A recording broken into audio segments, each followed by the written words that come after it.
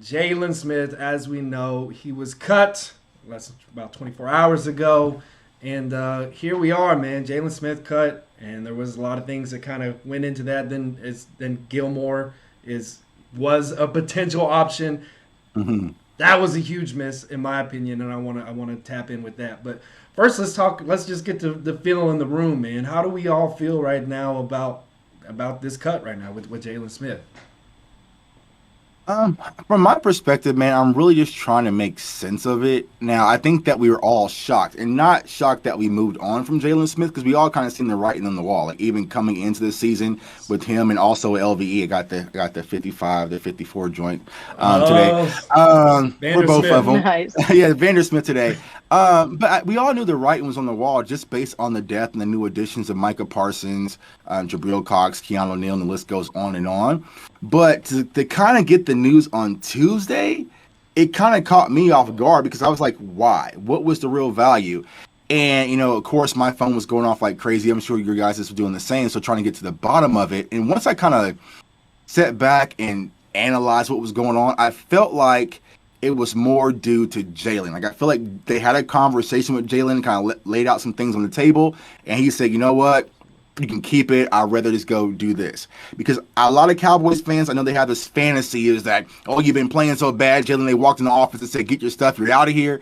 That wasn't the case. And we clearly found out it was a lot due to that injury clause that he had in his contract. Now, I know that yesterday, Jeff Kavanaugh kind of spoken about there was an offset clause where if the new team was going to pay a certain amount, it will offset from the Cowboys amount. Well, Todd Archer came out and spoke about it today that wasn't the case.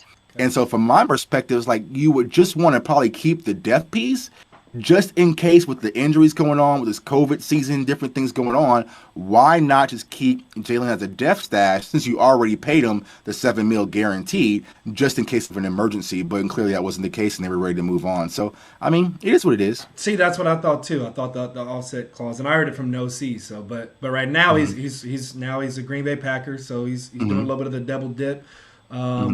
Completely understand that, but yeah, you start to question like, okay, well then why was this move made? But in my opinion, I was thinking, okay, that if he gets injured now and it's an injury that lasts up until next season, maybe that's the reasoning behind it. Maybe they're like, we're playing, with fire right now. Like you're gonna get burned if we keep rolling with this. Maybe he gets injured, and then it was discussed as well. They're slowly decreasing his snap count, right?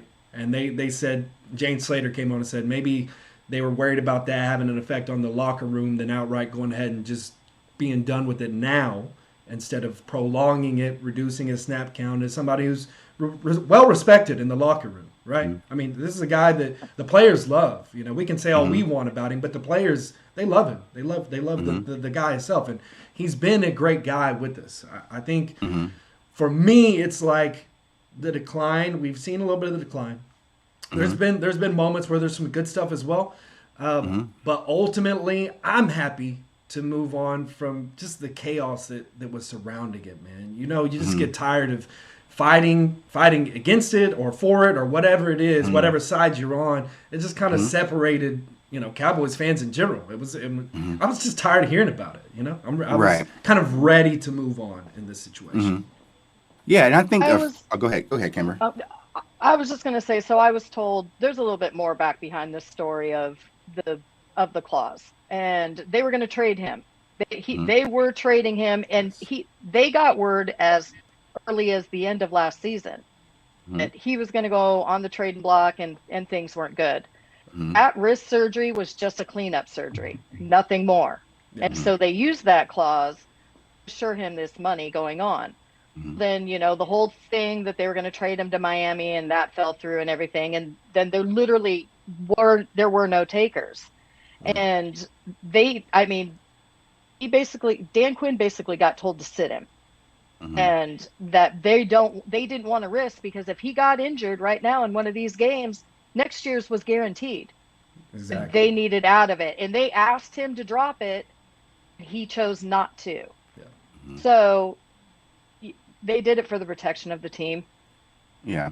Yeah. And you gotta understand, it's a business aspect. But from my concern, because I just posted on Twitter actually, Ian Rappaport was saying that the Panthers were interested in trading. So we're hearing conflicting things that there's some teams that were interested in actually making a trade versus some say that no one actually wanted him at all, and there was no market. But you heard when he hit a free agent, there was like Pittsburgh wanted him, Miami was in the play, Green Bay was in the play, and so I felt like you could have got something for him.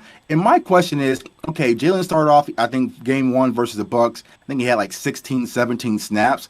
And then it ramped up into like the 50 range. And so even being a captain on Sunday. So if you had the concern about this injury clause, why would you even ramp it up in the first place? Why wouldn't you just stash him and then play Jabril Cox and let him get that exposure? And so it's a lot of conflicting things. And like I said, like you said, Zach, I think Jaylon just needed a fresh start because no matter what he did, Cowboys Nation was just out on him. They had a target. Yeah. And so it was just, it just wasn't going to work. But from the business aspect, I personally would have liked to have Jaylon just in-house because I feel like he does more in-house versus just being out because he's kind of see it. Like in LVE, he kind of feels depleted. I mean, Dax talked about it. Diggs found out on a damn podcast that, so it's like when you work with someone for quite some time and he has that impact in the locker room, you pull that out, you have to be careful. Just like when it comes to putting bad chemistry in, you got to worry about sometimes pulling good chemistry out. So it's going to be interesting to see how this team rallies on Sunday, but I think they'll be okay eventually because they got 4. So I agree. And they're going to be fun. And speaking of strange moves, and this is not necessarily, I guess, on us. I don't know how much work we necessarily put into trying to trade for Gilmore, but that was an option, and I felt like it hurt. It hurt. That was one that I was really excited about. I felt like we had a really good opportunity with landing him, and especially with moving on from the Jaylon stuff. Figured maybe next year with the cap, maybe we could afford a player like this. Also with Zeke's restructured contract. So, and I know more of that ties into kind of next year's plans, but it was an option, and we missed it. The Panthers, they end up scooping him up. It was for a 6th round pick? Is that what it was for? 6th round pick in 2023. Goodness, that hurts. That hurts. Right. Right. It hurts, but I'm not sure many other teams had an opportunity. Gilmore grew up in minutes in that stadium. Right. He's a hometown hero there. This is probably his last contract. We did reach out, and I guess we were interested. Never been an option for him. So. Yeah. Just wasn't enough to get it done is what it felt like at the end of the day. Yeah, and I feel like that's the biggest frustration amongst Cowboys fans is when are we actually going to push all the chips in and say we have a strong core, let's go for it right now, and we just haven't seen that. And like us Cowboys fans have been watching this team for a long time. We grew up that way with Jerry. It was just like, okay, I needed this additional piece. Yes. I'm going to get prime time. Boom. Whatever, let's get it done. And so we were accustomed to that, but we just don't see it anymore where you can really get a Gilmore to really be that other outside corner because I'm not thinking about in right now in the sense of like next 3 to 4 weeks, but once you get into the playoffs, you're going to have teams that have a high quality second wide receiver, a nickel guy in Tampa and also the Rams, and the list goes on, where I feel like we're not equipped. And I saw Brian Broaddus tweet actually today earlier that Kelvin Joseph might not be back until after the bye week now. So it was just like, all right. So, I mean, we really have that question mark at the cornerback position, and Stephon Gilmore would have really just solidified that position. We don't have to worry about it anymore and just move on. But the Cowboys are always, we tried. We tried to make that move. We poked around, but they're never aggressive and just going out, getting it done, and getting that guy. It goes on from Minkah Fitzpatrick and so on and so on. So it's frustrating. Yeah. Who's the last guy that you guys remember? I mean, besides giving up the one for Coop. I mean, beyond that, I can't remember a seasoned veteran that we went out and paid good money, got him. And the only reason Coop happened is because the levees broke. Like, they got backed into the corner because just like they kind of pulled Jaylon out, they pulled Dez out, and they tried to get Allen Hurns, and they were going to do this wide receiver by committee, and it got so bad. So bad. They were kind of forced to do that, So it's like, I feel like that's where the Cowboys are, is like they're not going to go and get that guy until we're sitting back in a 4-game hole thinking, okay, now we need a second corner. But sometimes it's too late. Like, just go get it.